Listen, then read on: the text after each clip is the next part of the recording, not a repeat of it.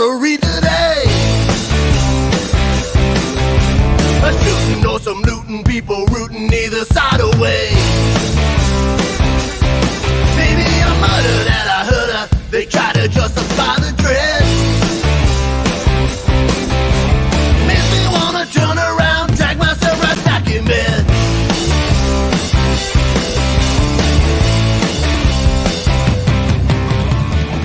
I just can't comprehend. This content is for informational purposes only. You should not construe any such information or other material as legal, tax, investment, financial, or other advice. Nothing contained on here constitutes a solicitation, recommendation, endorsement, or offer by Draper Goren Holm or any third-party service provider to buy or sell any securities or other financial instruments whatsoever. Hey everyone, it is me. We are here. Joseph is here too. Say hi, Joseph. Hey, what's up? Boom, boom, boom. We're recording. Good morning, everyone. Hey, everyone. Hey, everyone.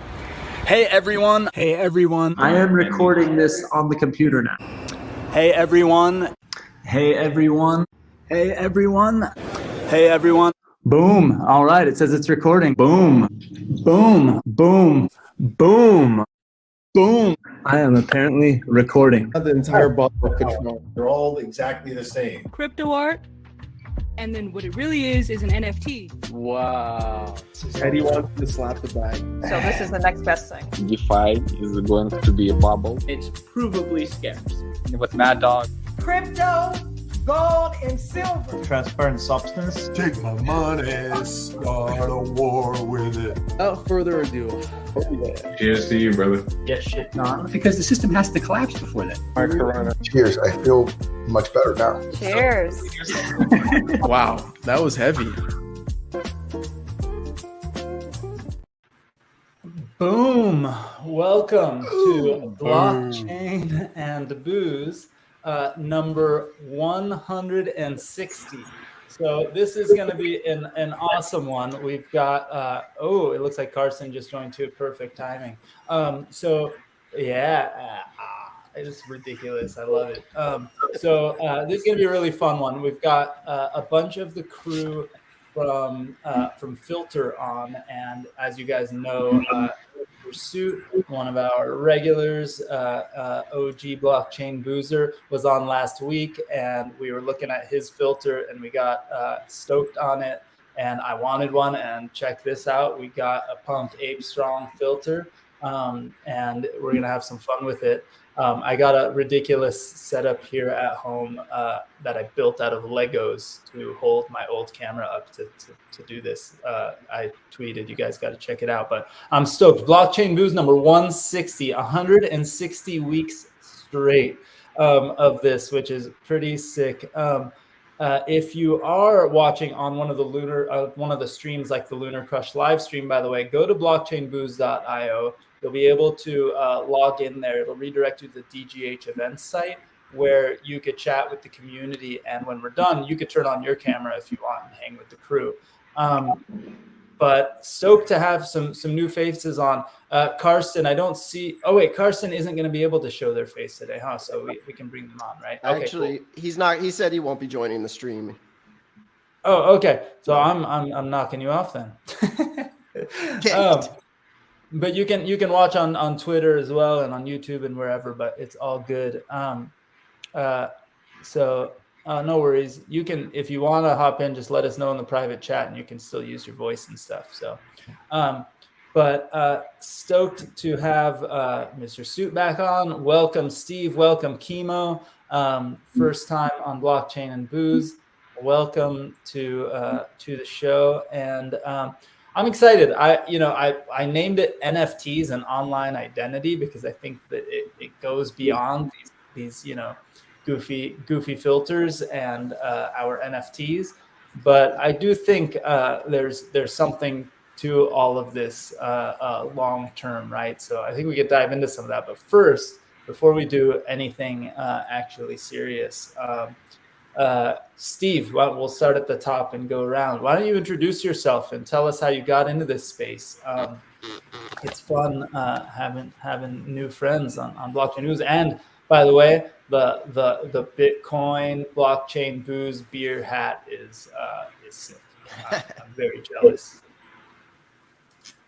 Yeah, so cool. Thanks for having me. I'm happy to be here. So I'm the head of business development for Filter Studios, and how I got into crypto was, I think it was 2019. I had just started reading some articles about Bitcoin and, this whole mining thing, and it really fascinated me. So I ended up, staying up for about 2 weeks straight because I was hooked, and I was just reading, going into Telegram groups, asking questions. And then I was like, I need to start putting some money in here. So I pretty much took all my money and put it into crypto at the bottom.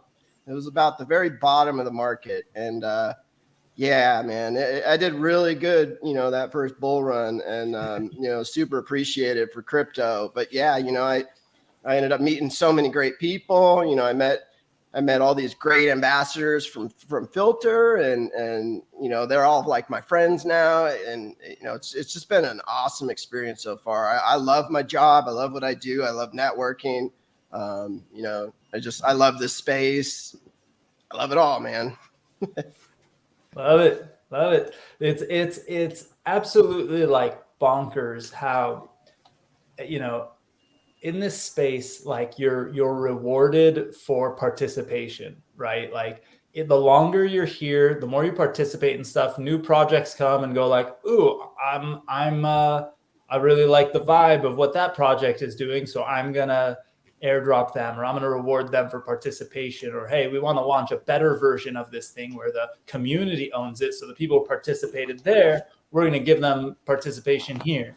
And like the longer you do it, the more it happens, right? So even like when people are down or you make a mistake or something happens, like one, you meet people, there's opportunities in meeting people and things like that. But I think this space is I think the first time ever where you're kind of like the incentives, like the reward incentives just line up in real time, just so much better than in real life. Like you get the rewards for showing up in real life too, but it's not like it doesn't show up in your Xerion account, right? Like, yeah, you're not like checking, you're not, receiving alerts from MetaMask saying you received, the brownie points for volunteering at the kids' school or something, right? Like that's, I think, the greatest thing about this space. And you're seeing it, right? You've been here since 2019. So now you're going through probably the second or third cycle of that. We accelerated a bit during COVID time. We've jumped ahead like 5 years, which is awesome. So, but Kimo, give us your background and how you got into this space. So maybe like a year and a half ago, I started messing with NFTs. I've been in crypto since 2014. When about Bitcoin was about 14K or so, and kind of went through the whole ICO. Wait, did you say 2014? Yeah, I mean, no, it was less than that in 2014.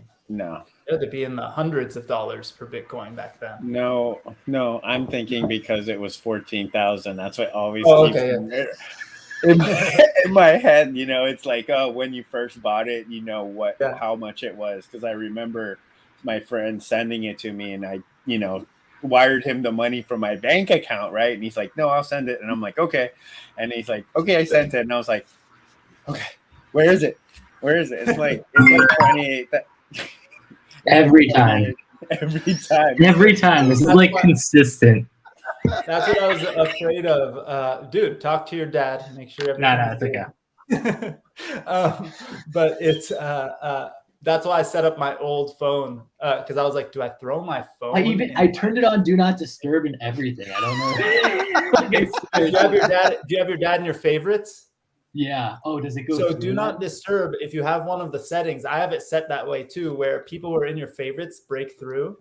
And so that's the reason. So that's why I was like, do I throw it in airplane mode, or what do I do? That's smart. I need to try that next time. I grab my phone. I use my phone to do the retweeting and stuff like that, which sort of helps me with my ADD of focusing of what's happening on the camera, because I've done it where I've like gone into a new tab and forgot to even you start glazing over. It doesn't work right. So, and I'm pointing at my brain because that's what's not working right.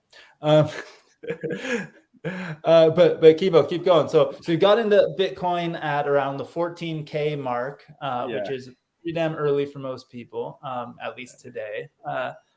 And then the top of that was on the way down from 20, the first one. So that's when I was in. So that one rode all the way down to 3,500, and then that's where we have this bounce, and now where we're coming at now. But then, a couple of years ago, I started mining Ethereum, and turned my whole like house into a mining rig. And man, I mean, I was getting ETC for $5 a coin. You know what I mean? And cool. So it was like you couldn't not do it. The algorithm was there, and I knew it was there. There was going to be a time when they were going to transfer to staking, so it was a limited amount of time. So just in and out, got rid of it, and then kept some for to show the grandkids. This is how we made money back in the day. Magical internet money. I love it. That's really cool. So from from your participation, right, in the space, it's the you've got the coins and you learned how to make money with it, and it's kind of this trading world. Because before we went live, you also mentioned Pepe, and we were goofing around and laughing about the ridiculousness of the meme coins, and all that. So is that your kind of like, is that your gig? Is that your day job? You're trading and participating in the space, and that's just what you do? I wish that would be a really cool job, to kick back just like these guys. But no, I own multiple businesses. I have like a canvas and upholstery shop that we do like yachts and stuff, and we do stitching, and we do boat covers, all kinds of different things, furniture. I have like artists that work for me like in real life. You know what I mean? So like Mark has this really like exuberant team of artists, right, that render this and have made this and modeled this and stuff like that. The same I have in real life, but they're real people. I mean, not that they're not real people. I mean, but it's like in real life, I get to see them. You know what I mean? And so I own multiple different businesses in real life, and so this is kind of like a hobby to me that's kind of turned into a job. That's turned into like, I've been passionate about it. When I first got my ape, all I wanted to do was put it on. And I wondered why there was no way I could do that. You know what I mean? And I tried, and I tried myself to do it, and nothing could compare. And then when I saw Mark did his, I was like, that's it. And I DM'd him, and I was like, whatever you want, man. Can I try it? We're going to Ape Fest. And that was the first time he got it out. And he's like, all right, I'll get it to you. And it was like beta. It was just right out the gate, but it was pretty cool. And from then on, look at this. Now we're talking on Zoom calls. Like we weren't doing this 8 months ago. No way. No. Well, see, I'm using my old phone. The bad part about my old phone is I think that when I sit back, it like doesn't see my face anymore. Well, all you really need is more light shining this way toward you, because you have a lot of light in your back, and what that does is kind of throws that shadow to the move a light like that. I bet you that'll probably help. But anyway, it doesn't really matter. I can. That looks a lot better actually. It helps with the tracking, because it depends on like the shadow. So like even if you look at my hat, how accurate this is that as my hat tilts, I have a shadow underneath my eyes, so it knows where the light's coming from. So the more light you have coming here, the more realistic it looks, and the cleaner it looks. That's so sick. Dude, it's so freaking cool. I love the scumbag though. The scumbag's so perfect. I can't. The glasses, they're actually better than my real glasses in real life. So I have these glasses. My wife got me like legit scumbag glasses when I got my ape, and I was that looks so funny. She was telling me I needed new glasses, and I was like, can you get me ones that look like my ape? And she's like, I found these ones, and I was like, oh dang, they're expensive, but I need them. I was like, I'm not like the dude that buys designer shit, right? Like I'm just not that guy. But she was like, these ones, and she found me ones that look just like my ape, and so I got them for my everyday glasses.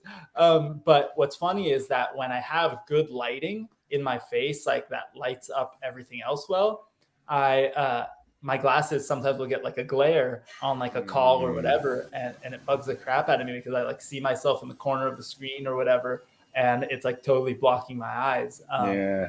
And this is super sick. I mean, look at the glare on those. You can Yeah. see, you can see the glare off mine.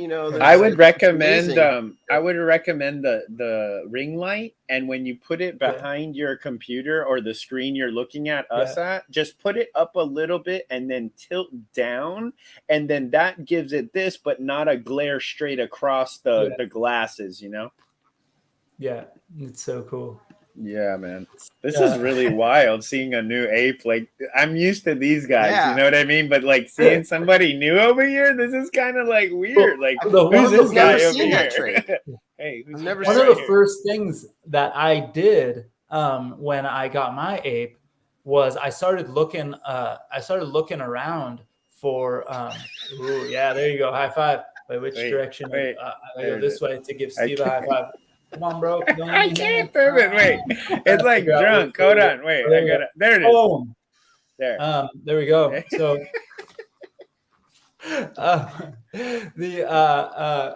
one of the first things I did was I tried to make I accidentally found a software called Adobe Character Animator, because like one of my kids' birthdays, like late at night, instead of like I was cutting out like a card out of construction paper or something, and I was like, ooh, wouldn't it be cool if I could make them like a cartoon card and like put it on the iPad and just hand them that? So I like searched how to make your own cartoon or something. And I happened to do that like a couple months before I got the ape. And then when I got the ape, I was like, oh, I want to make a puppet out of my ape so I can make cartoons with my ape. And I found somebody that could help me do it because I tried and failed miserably. And then I found Reaper, who drew all of our full body apes. Oh, there's my mutant. Like he drew. So then I had to get one that had the guitar and everything. But the problem with that was when I wanted to do like a funny guitar video or whatever, let's see, like when I don't have a version of him sitting down. Oh, here's one of Bored Becky sitting down. So like when I have a version of mine holding the ape, holding his guitar and stuff, I have to record like 6 or 7 different times. Like I have to use the software to go like, okay, now I have to go through the whole song, moving the slider up and down to make his hand go up and down. Then I have to like go through the software again, moving his left hand back and forth. Then I have to go through it again, like to make him move his lips. And it was super annoying. And when I finally talked to you guys, I made like a silly guitar video in like 3 minutes.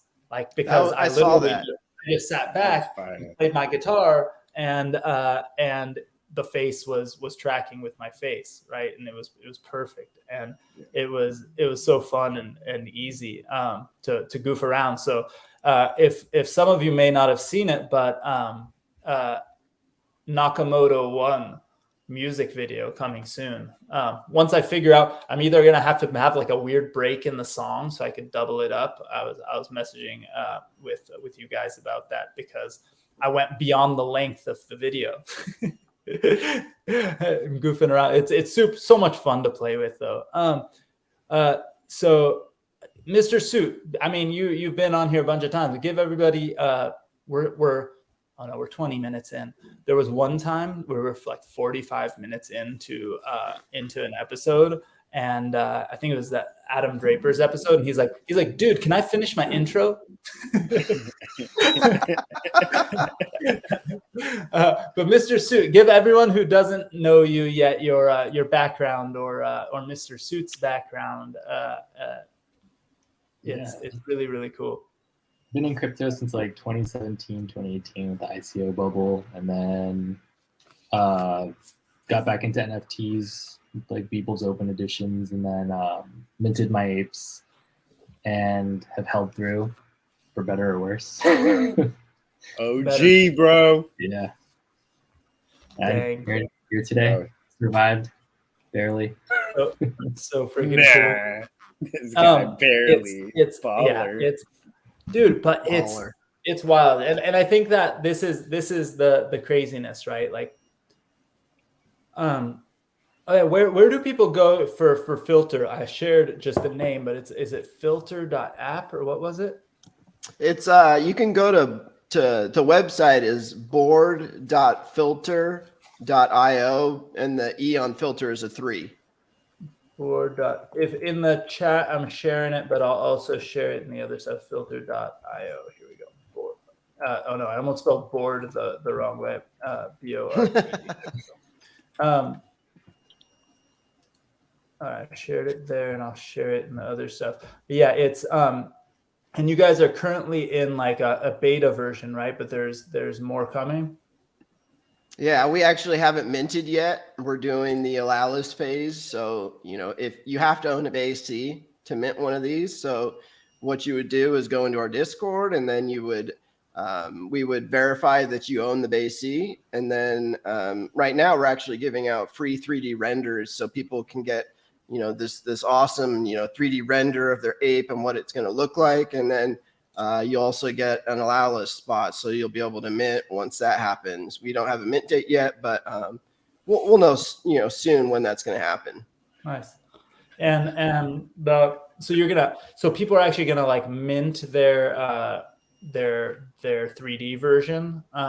So and then that will give them, when they're in the app, they'll be able to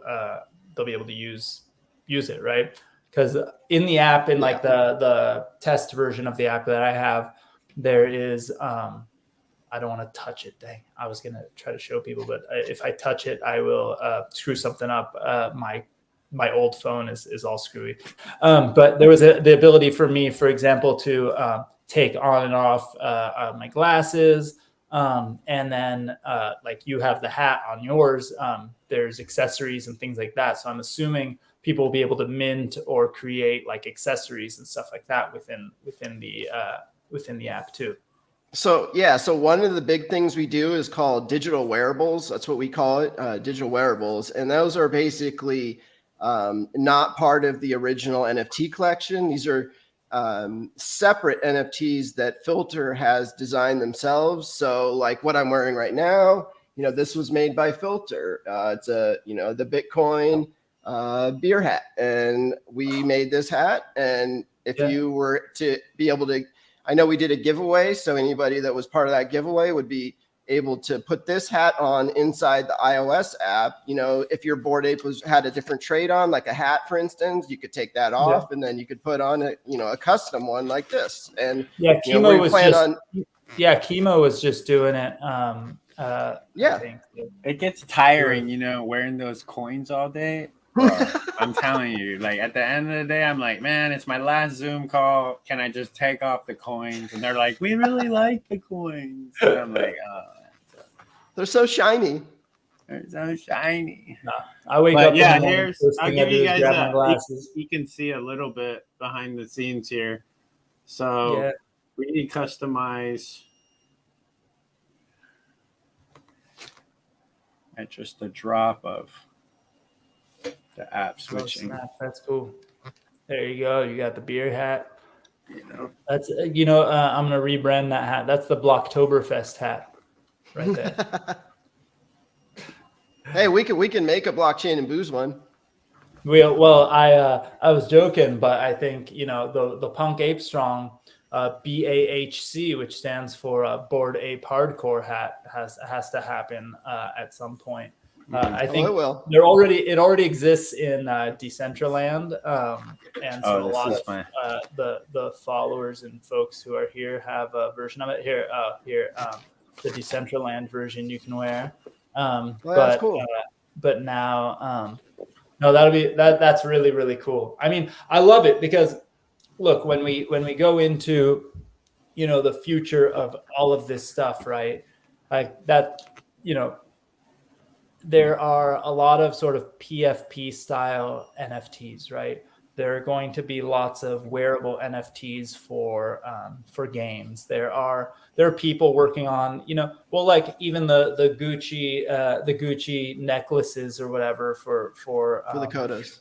Yeah, for the Kodas. But there's, how many people, buy wearables or get Instagram filters and things like that. And the future of this stuff is in NFTs, because you're an artist, you want to monetize it, you want to create a limited amount. It's just an extension of the space and identity. And like I joked about not wearing designer things myself, but dude, most people have some kind of connection to some kind of brands, right? Like I don't wear designer shit, but like I joke and laugh, like Adidas Sambas, right? Like I see those on somebody, I'm like, those are my shoes, because I've been wearing them since I was like, I don't know, 9 years old. And so why can't I have a digital version of them? Why can't I do these things and then utilize them where I socialize, which is mostly on the internet. So I mean, I love this stuff. Where do you guys think it's going next? I mean, right now it's our faces, right? But what's the next step? Well, I mean, I think we are definitely in talks about doing an upper half. You know what I mean? That's probably in the mix, because we can do face hand tracking and facial tracking, that we can do a bunch of other different things that nobody's even doing right now, especially at this level. So like, it's said, oh, well, these filters are, so easy to make. Why would it be an NFT project? And it's because it's not easy to make. This thing right here, you have on touches like 25 hands. Okay. It's like making a movie. Okay, when they put one of these things together. I had this dude who's really crazy talented made me an Instagram filter, and I have an Instagram filter version of Punk Ape Strong, but Instagram's one is it just doesn't support some of the things that you guys are doing here. Two, they just turned off it wasn't Instagram, it was Snapchat or whatever. Both, I guess. But Snapchat turned off their ability. They had an app called Snap Camera that now doesn't work anymore, and they stopped supporting.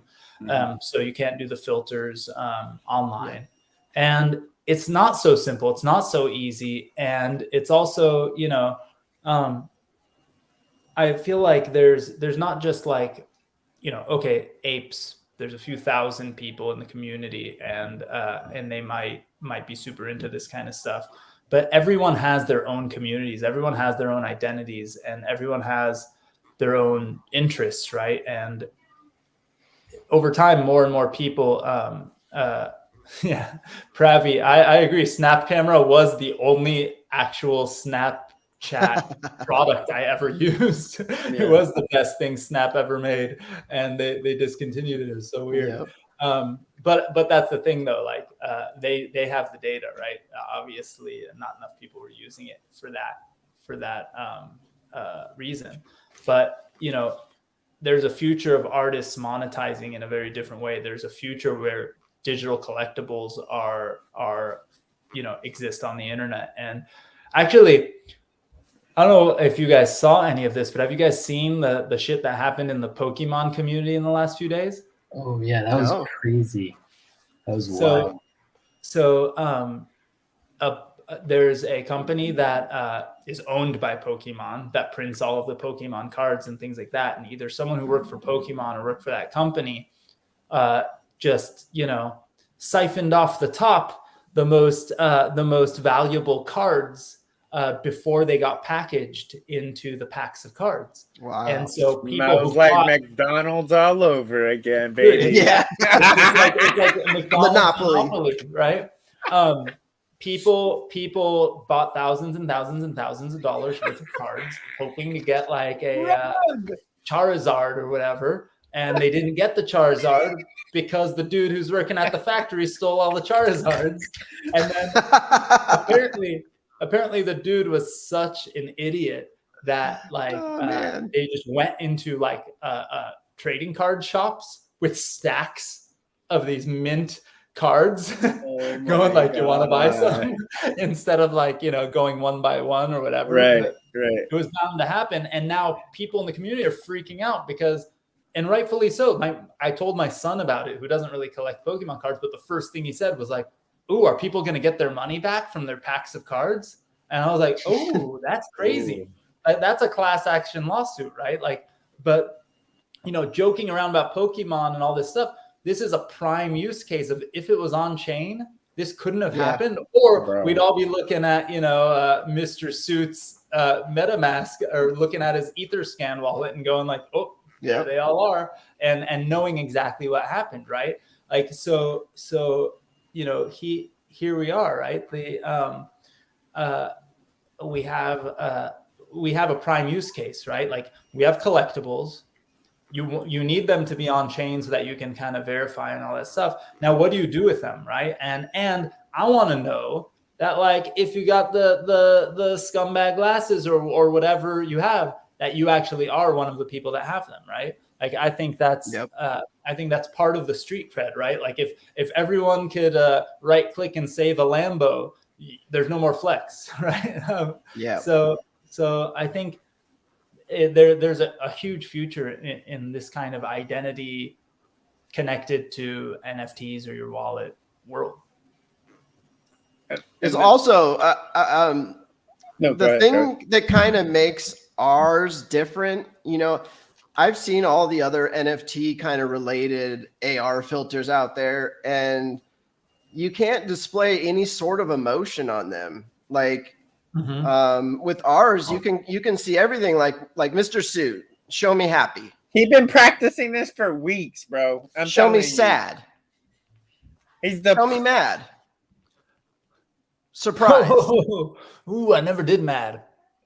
You can see them all, and this wasn't possible in the past, but we've gotten to where they are so real that you can just see every sort of emotion. And that's a complete game changer. I mean, content creators can go out there and not show their real face, but still show the emotion that they're portraying. Oh, wait till you see what we got on deck, dude. I just got a guy. He's like a mental health specialist, and he's gonna come on and he's gonna talk about like all these things that happen to you when you're on Twitter and you're gaining Twitter and rugs and, dealing with things like that. You know what I mean? Having to step away and make some time for yourself so you stay mentally, recharged, and you can, you don't go clicking away and being chased and stuff like that with his filter on, bro. Like a weekly doctor, like go to the doctor, bro. When this guy comes out, oh my gosh. I got pitched many years ago, and it was before I was really in the position to be making investments. It was a different time and place than now. But I remember being pitched many years ago. This company was doing some really amazing things, and basically, what they were doing was they like took a teddy bear and made it a little more animatronic than like the average, robot-y teddy bear thing. Like it reminded me of.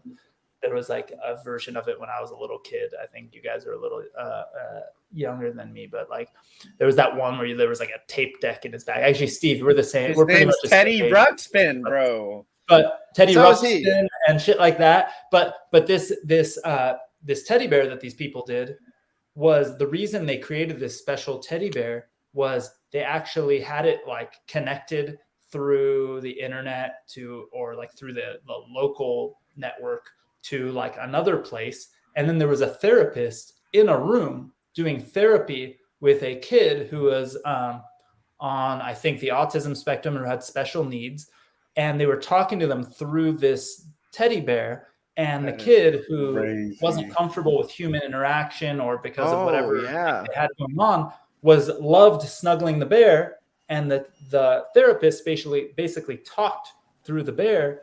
And it was like remarkable what kind of breakthroughs this kid could have.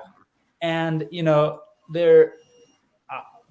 I'm not saying that, an ape on the internet is going to be a better therapist than, like a human being doing eye contact. It could be, dude. It's a use case. People, bro. I mean, it's a use case, right? Kids connect with puppets. Kids connect with inanimate objects, and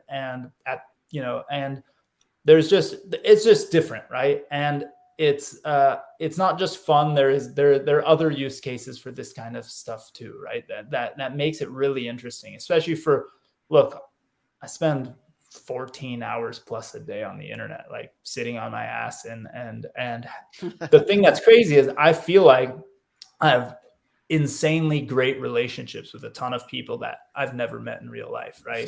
Like Mr. Sue, we met in real life a couple times at this point, but like when we met in real life, after hours of Zoom calls and hangout sessions, and it didn't feel super weird. Like it was like 2 seconds being weird, and then it was like, oh, it's my old friend that I've hung out with. The guy always, right? Message. And it's the beauty of the internet, and the fact that we're all connected in this way is so much better. I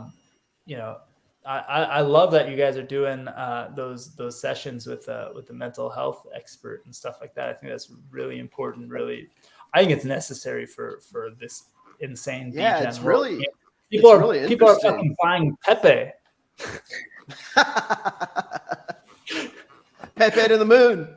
Right. Well, you have to allow some degen, and that's part of the balance, right? So you give yourself, just like you did, right? You got in with that amount, and you're like, you know what? I'm gonna take a stab at it. You take it, you make your money, and you leave the bag to go to the moon. And if it doesn't, it doesn't. If it doesn't matter. You didn't lose anything, and that's a smart play to play, right? But not everybody's that way, and actually telling people not to chase it, that when you're chasing it, that's like gambling addiction. That's like having any kind of addiction where you're just going constantly at it, and you can't get enough of it. And that's when you lose, because you make bad choices. The first choice was probably the best choice. You won. You did the buffalo. Get out, take your money, and then if you want to let something ride, then let it ride. That's the smart way to do it, and it's still degen. Okay, technically it still is, because you're buying a shit coin. My wife and I talk about this all the time.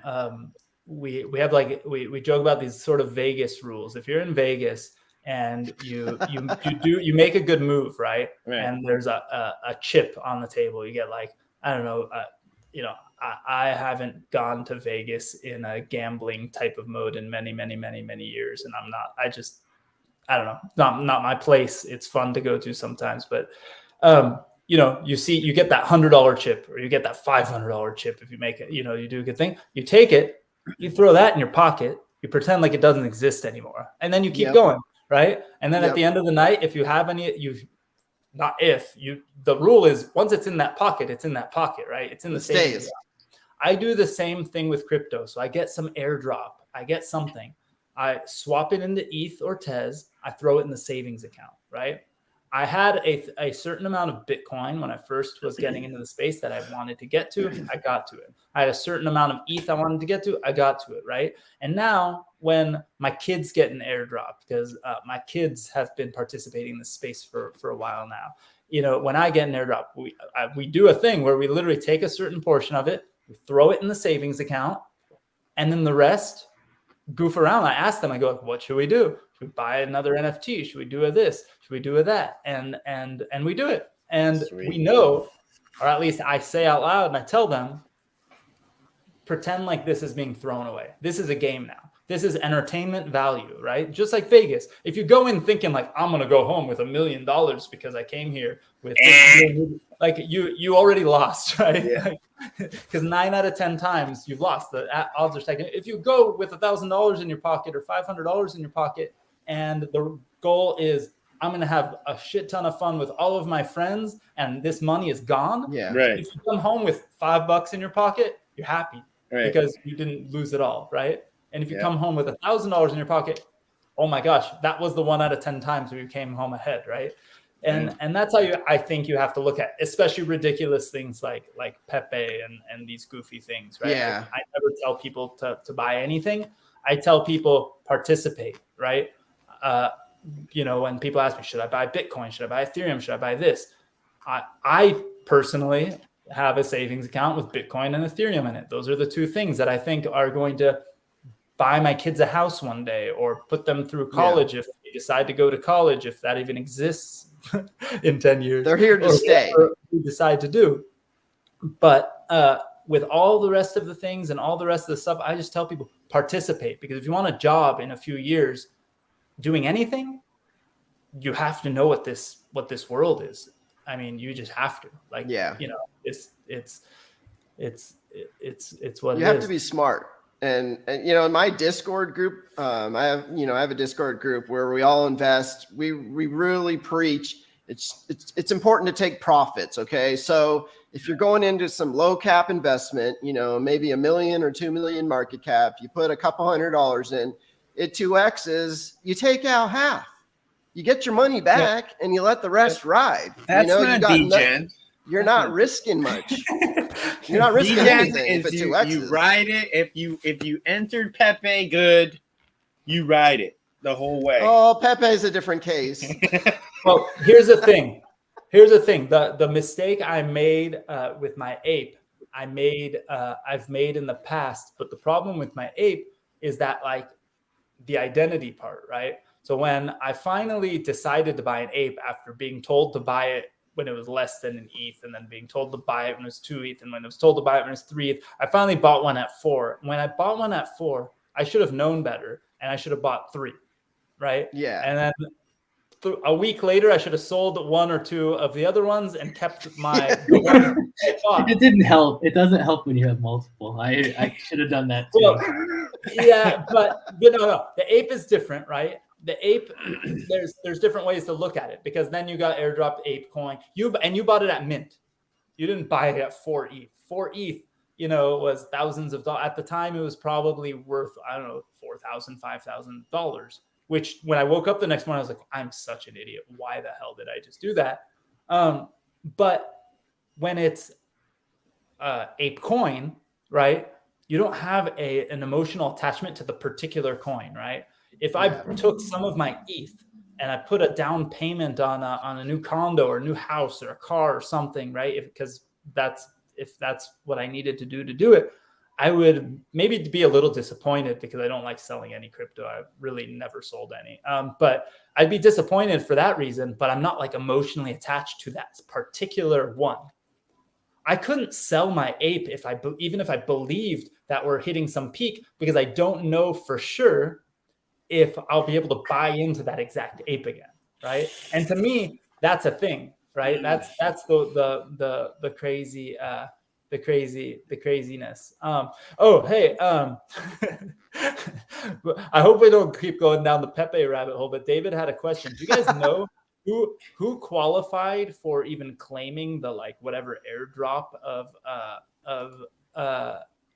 the Pepe thing? Like, who qualified to receive Pepe? Dude, there's no Pepe airdrop, okay? It's a scam. Don't listen to it. They're not dropping anything, and the scams are out in full fucking force today. Yesterday, they were pretty bad. Today, it's nonstop hitting the DMs, nonstop getting tagged in it. If you liked anything Pepe, you're getting tagged. So it's a scam, dude. There's no airdrops, and they won't ever do any airdrops, is what they say. If you go to the website, they're like, this is a meme coin, and everybody knows there's no roadmap. The roadmap is to buy it and to hold it and ride it for generational wealth. That's the roadmap, and I'm not even joking. And look how much already generational wealth. People are already millionaires. Ridiculous. And we're not even close to Shiba. I just like to tell everyone it's stupid, and it's a stupid idea. Yep. And I will say I only participated because of not participating in all of the other ones and feeling a little FOMO. And I'm a little ahead, and I feel like I need to just claim sell it for a couple Buffalo. Buffalo. That's right. So but you know, I don't know. This world is such a wild and interesting thing, right? Because Mr. Suit, you know, you just joked about not selling your apes or in riding and whatever. But one, you know, you didn't you have yet to have to pay taxes on selling something like that, which would be insane. Oh, no, I And pay taxes. you've received ApeCoin, you've received all of these game drop things, like your sewer passes and all these things, and you've done better. You've made friends. Exactly. That's way better. So, but like, how do you feel like in these crazy times, right? With you know, the with Pepe and with all this craziness. Do you participate in this ridiculousness, or do you just kind of watch it and laugh? And a little bit. I participate with such little that like it doesn't really affect me if it goes crazy or goes down. Yeah. But then I have like, as stupid as it is, and I have like an emotional attachment to it. So I'm like rooting for it to like do well, and so everyone does well. And it's more fun that way, I think. I like it. But It's definitely the degen part of me. Yeah, it's you know what I don't like about it? Like I joke, right? And David Blesnak, one of my friends and partners, right? He once dared me when I was going to do a I don't remember if it was like Fox Business or something. I did some segment that was on like mainstream normal TV on some news thing. And he dared me to say memes are money on television. So I found a way to sneak it into the conversation. Yeah, and that was really, really fun. But like, do you think like, I think it's fun. I think like, obviously I think it's fun. I participate in some small way and I goof around. But do you think like long-term, like, is shit like Pepe, is shit like, I don't know, Shiba, good or bad for the space? Like, a part of me is like, the more ridiculousness and the more degen gambling, the worse it is long term, because I can't, like, with the right mind, tell Brad Sherman he's full of shit when he says it's only for speculation, like the day after I make thousands of dollars. Yeah, I mean, I agree. I think it's eventually all going to go away. not crypto, but like a lot of the things without utility, the things that are clearly just like created, people are making a ton of money. At some point, people are going to be losing a ton of money. Regulation's going to step in and like try to prevent that. But I think it's going to happen regardless. Like, there's always going to be someone who's going to try to create something to meme and make money, and so like we could try hopping on, but I don't think it's a net negative, because I think it will eventually. Here's the crazy thing about it, right? Like, I go back and forth. One, I don't think, well, actually that's not true. There's lots of people who follow so-called experts who tell them to jump into something and become exit liquidity, and that's not okay. And I hope those people all get fucked. But there are,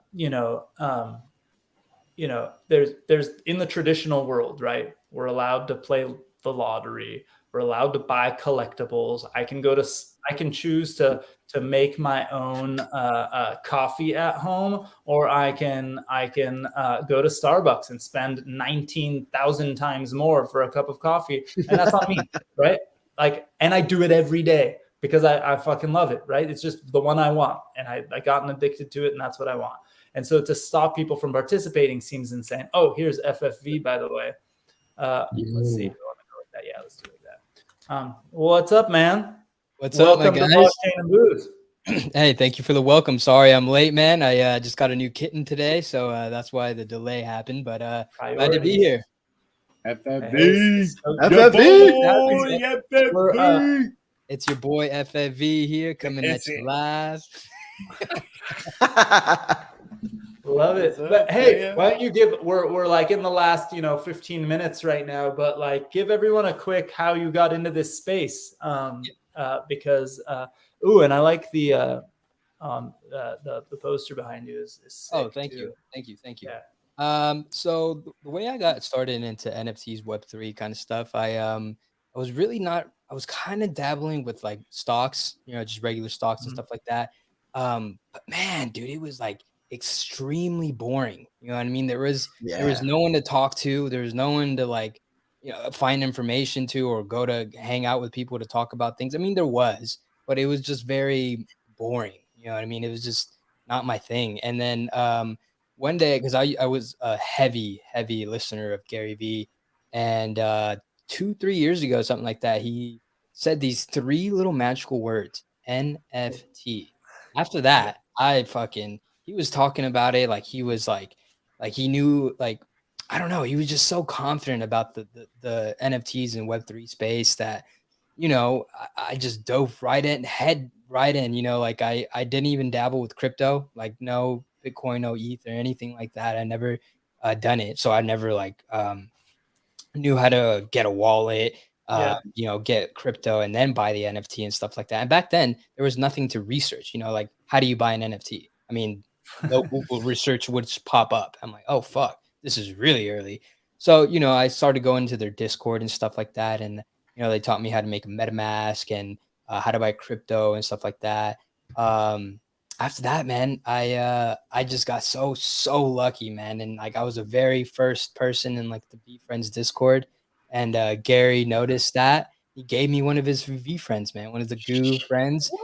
Yeah, man, it was fucking nuts, dude. And then prices just skyrocketed, and then I was just like, holy shit, And then the community people were just so welcoming. Like everybody there was no dumb questions. I was never really out there a lot. The guys know that this is like my first run at social media and stuff, just because, I had my own personal insecurities and things like that. I didn't want to put myself out there.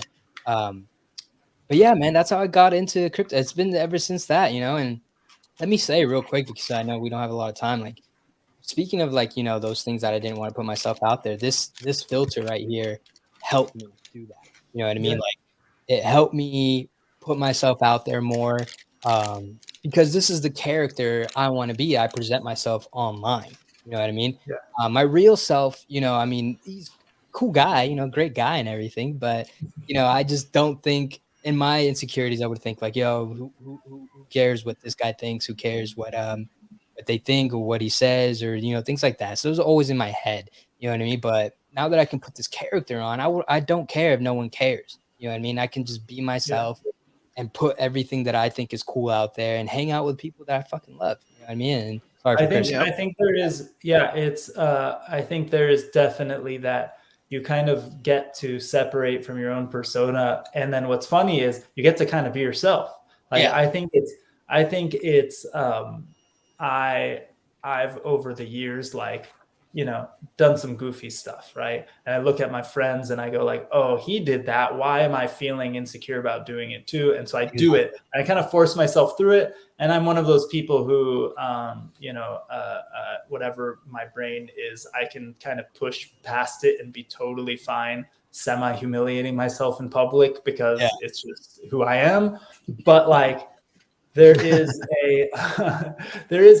a totally different part of you, right? There's a part of your brain that kind of checks off, and it's so much easier to do that. Like, I was in punk bands growing up, and I did all sorts of goofy stuff. But I have never played my acoustic guitar, for example, in front of anyone and sang a song who doesn't have the same exact last name as me. Like basically, the only people I've played a song in front of is my kids, right? And I goof around with them. We sing songs all the time. My wife overhears it, but I don't like sit in front of my wife and sing her a song. Like it would be fucking weird. To me, that's weird.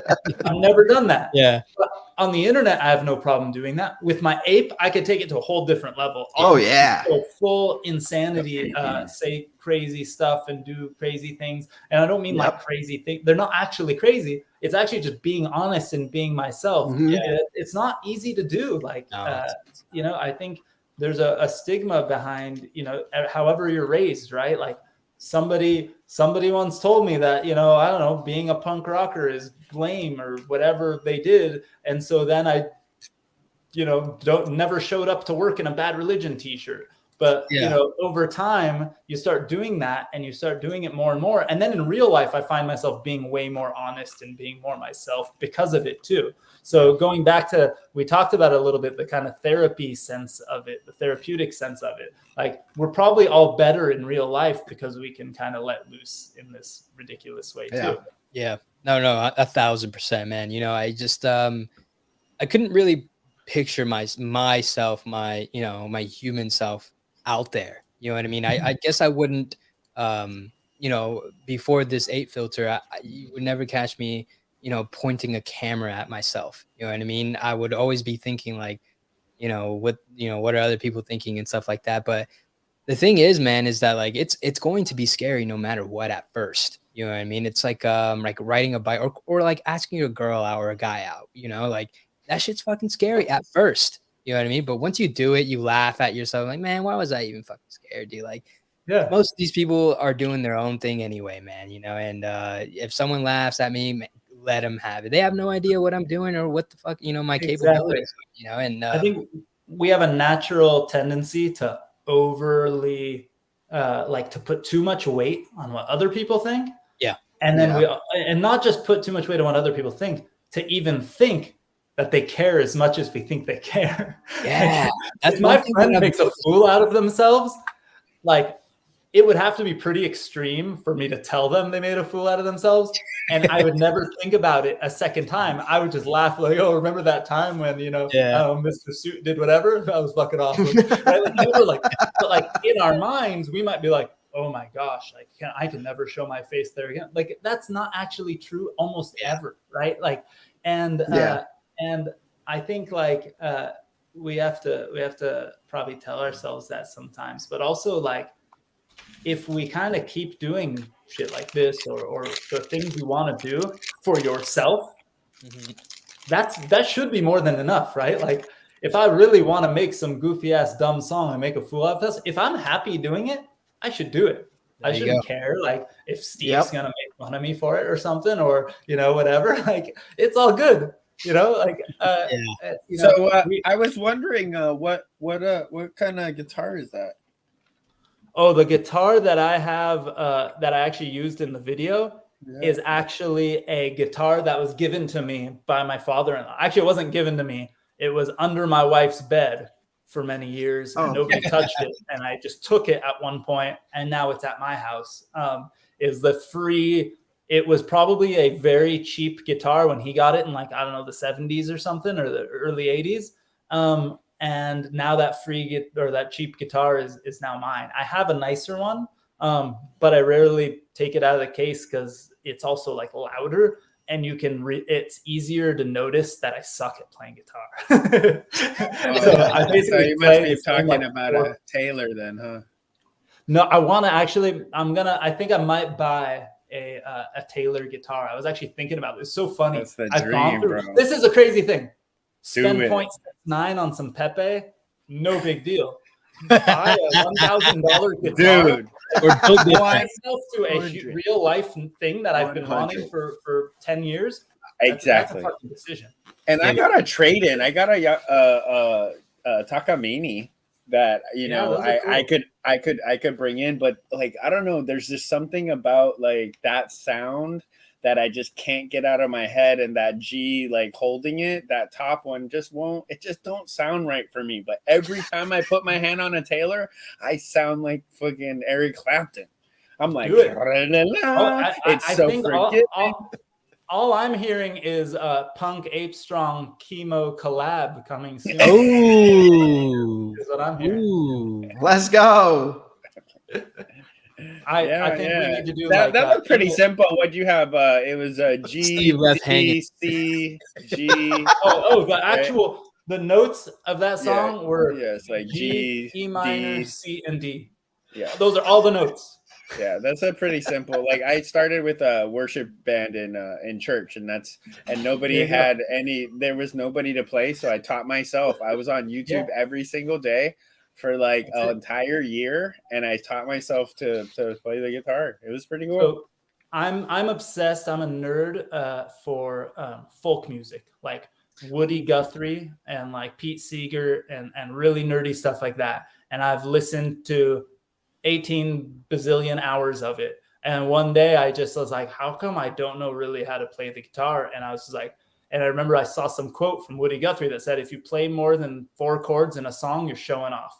And so I was like, what are the 4 chords? I learned the 4 chords, and that's all I play. G, C, D, E, and F. Yeah. Oh, exactly. not F. Like, well, then like you go to bars and you're like, I don't even want to play this. This is too much. Yeah. We go to bars. Well, let's not go to bars. So there we go. Yeah. We get, nerdy folk songs with apes is the next podcast. I know none of those people you said. What's that? But no, what's crazy? What's the collab? Funny, oh yeah. Oh, I think we could do it. Actually, you guys are trying to be like, yeah, he won't do it, but I actually think I could do it. I mean, I just strung it. And I could get some callus back in a couple of days or so, maybe. Yeah, I don't think you can do it, Kimo. Oh, see, I knew this was gonna happen. Right here. These guys are those guys. They're gonna be like every day in the Discord. Hey, what's up with that collab? Yeah. You know what? What's up? Got that collab going? I mean, we've been like 2 hours. Kimo's gonna prove it by making a theme song for your guys' podcast. An acoustic theme song. I really like our theme song. Lil Wayne does great. It is good theme song. I'm gonna maybe if you don't make it but you got to make a custom one so you don't get DMCA'd by Lil Wayne. Yeah, seriously. Yeah, that's true. We don't want to get in Lil Wayne jail. Maybe it'll be the outro. Hey, outro that nobody is going to be on here for. I want to ask a question real quick. Yeah. What do you guys? How do you guys feel about? I don't know if you guys already talked about this. Was that an IBC root beer? Was that an IBC root beer with that? Oh, I'm jealous, bro. Oh, nice. Hey. How do you guys feel about the current state of the NFT market, community, things like that? Have you guys talked about that yet? No. How do you guys feel about it right now? Like, what's your sentiments? You know what I mean? Are you wondering if it's bear or not? Nah, just like, there's a lot of shit coins going around right now. And like, I feel like a lot of those things, we're focusing more on the shit coin meta right now and not so much like NFTs and stuff like that. And this is my first time experience something like that. You know what I mean? Like shit coins like Pepe and, Wojak and Chad and, fucking FFV, Kimo, all these fucking different coins out there, and it's just crazy to see, man. Like, dude, I saw this one guy, he put in like, I don't even know, dude, like 2 ETH, came out with like fucking $8,000. I was like, holy shit, dude, something like that. You know what I mean? Like, it's just going nuts out there right now, man. And like people are scrambling around right now. And do you guys think that the shitcoin meta is back? You think it's here? I actually put $500 into SHIB the day it launched, and I sold it for a 10x, and I was like, yeah, I'm the shit, bro. You are. That would have been worth $280 million. Oh, sold it, dumbass. Kimo, you cold, bro. That's why you do the Vegas thing. You put in, you always keep some in, right? Exactly. But see, there is also a downside to it. So you gotta know. But if you have a big enough bag like he had and just let that fucking whatever left roll, like, did you really need the money? That's why I always ask myself, like, so like you're budgeting, you're like, can I afford this? Probably not, but can I afford this? And then you're like, if I didn't have that $2,000, would I be like starving? No. Yeah. So that's how you talk yourself into it, right? You're just like, quality of food might go down, but no. 99% of the time it will go down to zero in those situations, right? Yeah. Like, bro, as FFV is shitting on it right now, it's cracking 31 again, dude. I was about to say, let me play, a little bit of devil's advocate. It looks like Pep, because after Pepe, Wojak came, and then fucking Chad, and then Vase, and all that shit, right? So let me try to say something real quick. So how like there's a brand new project came out, like Nakamigos, for example. Nakamigos came out and they're fucking popping. Everyone loves them. Everybody wants one. And then off of that popularity, there's people out there that make derivatives of the fucking Nakamigos, right? Yeah. To me, Pepe is the original one. Wojak, Vase, and all those other ones that came after are the derivatives of that fucking meme coin. 100. So what I'm saying is that, like, don't not, NFA, non-financial advice, but this just might have legs. FFV's on our side, bro. He started off this morning like, hey, what's going on? What's this Pepe thing? Blah, blah, blah, blah. He jumps in a couple of spaces. Next thing, he's showing up at the blockchain and booze like, dude, I mean, like, dude, people are crazy out there right now. Like, hey, when you're up like that, that's how you feel, man. It's that rush, and you're just like, it's going to the moon. But here's the thing, though. You started the question by what's going on with the NFT community, and now we're going fucking. We're talking about Pepe. I think how it goes. I think that there's a fundamental problem, right, with the fact that, like, we get into these cycles where it's up only, and all of us are so stoked, and people are shocked when in a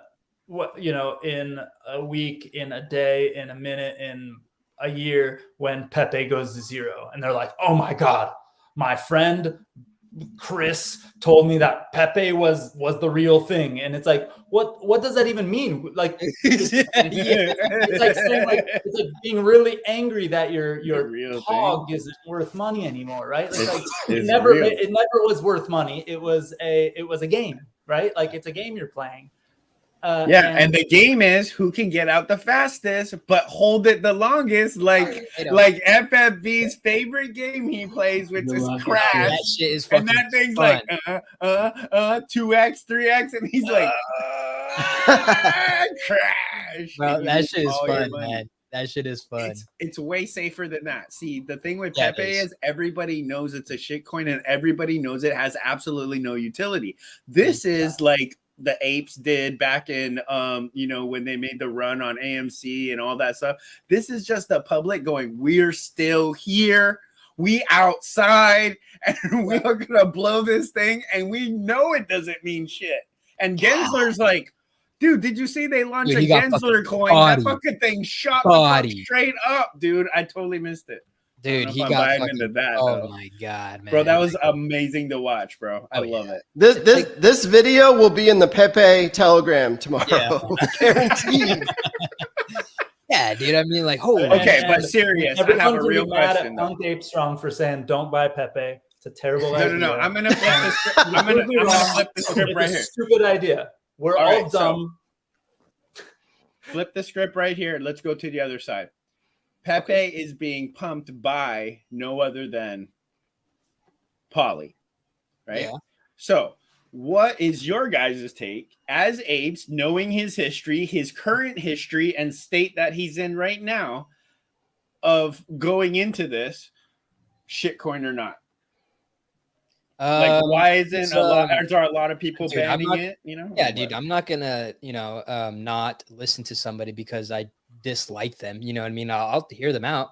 And I mean, Paulie's pumping my bags. You know what I mean? I can't get mad at him for that. You know what I mean? Like, fuck Paulie. No, dude, keep going, Paulie. Pump my bags, boy. You know what I mean? And yeah, dude, I really, really don't like that person. I don't know him as an individual. He could be putting on a very type of persona online. You know how people do, things like that. He could be a great guy in person, dude. We don't know. I don't know that. I don't know nothing. Yeah, he's a character. Right? I don't like it's one thing when people talk and say stupid things on the internet, like to try and get like inflammatory responses or whatever, but then they're like a cool dude in regular life, and they're like, oh wait, you're just this shit talking dude on the internet. That's one thing. Yeah. But then when there's when they do bad things on the internet, and then they're like, but that's my ape who did the bad things. They're a bad person, right? Like that's right. So and what I really don't like, and I know I've been in the space for a long time, right? And I saw the ICO days and I saw things like that. And I don't like when communities are like, oh, who cares if all the crazy racist Nazi 4chan people are pumping our bags? They're pumping our bags. It's like, no, you care. Yeah, You no, know, you're right. Nobody wants to be associated with Exactly. the shit because it's a long game. We are not here from today to tomorrow to make a buck off Pepe and you know, turn off our apes and come back as Pepe's tomorrow or whatever the heck you can do. Like, I think most of us are trying to make a career in this space and a lifetime and a reputation. And I think you got to be a little bit careful going down that rabbit hole. But I also kind of, you know, you see the sentiment. It's, you know, I'd rather not make a buck off of something that we find out later was pumped by some really bad individual, and all of the people who came after us got screwed, right? Like it's never good, right? You don't want to make a buck by not stealing it from someone else, but disingenuinely someone else getting screwed. Yeah. So you got, I don't know. I'm so conflicted, right? It's like cheering on the politicians who are super pro crypto right now. Like 90% of their politics outside of crypto, I really hate. Yeah, they don't care. They just want your vote. Yeah, to go back to like the whole personal branding thing. I know that's not what you said, but it kind of that's what it led to. You know, there's a lot of individuals out there that, you know, really just like to throw hate and shade at people and individuals out there in the space.